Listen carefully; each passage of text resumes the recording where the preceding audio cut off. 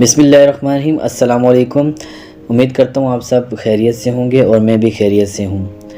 لیمپوس جو بیماری آئی ہے اس کے حوالے سے میں نے آلریڈی دو ویڈیو اپلوڈ کر چکا ہوں اور یہ میری تیسری ویڈیو ہے۔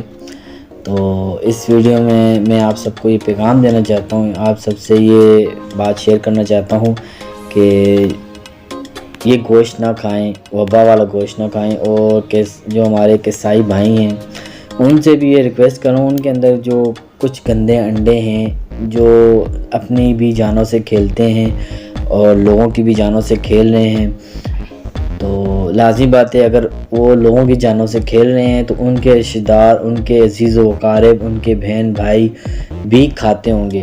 تو اللہ نہ کرے اگر ان کو یہ بیماری ہو جائے یا ان کے ساتھ کوئی حادثہ پیش آ جائے تو انہیں کیسا محسوس ہوگا، لازمی بات ہے انہیں برا لگے گا۔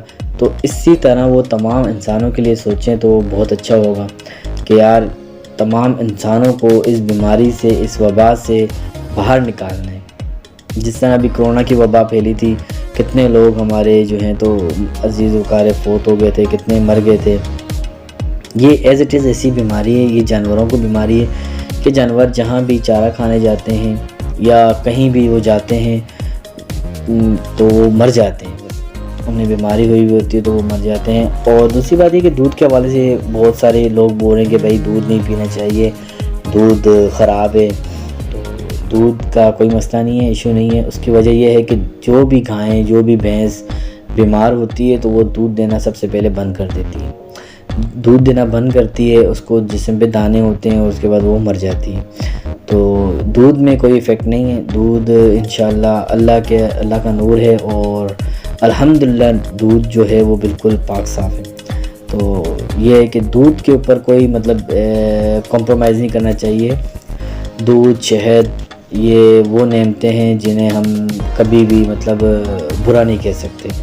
تو مسلمان ہونے کے ناطے خاص طور پہ ہم یہ کہتے ہیں کہ بھائی دودھ کو برا نہیں کہنا چاہیے کیونکہ وہ تو اللہ کا نور ہے۔ تو لہٰذا دودھ جو ہے وہ پاک صاف ہی ہے۔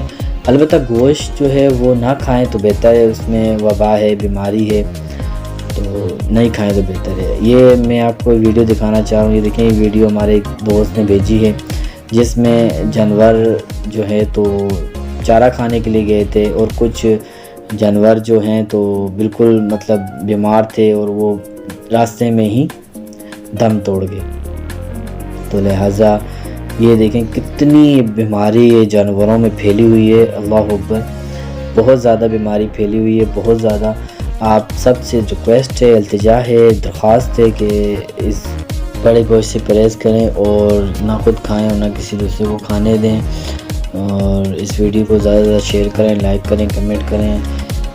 آپ سب کو جو ہے تو میں دعاؤں میں یاد رکھوں گا، آپ سب میرے دعاؤں میں یاد رکھنا۔ جزاک اللہ خیر، بہت بہت شکریہ آپ کا ویڈیو دیکھنے کا۔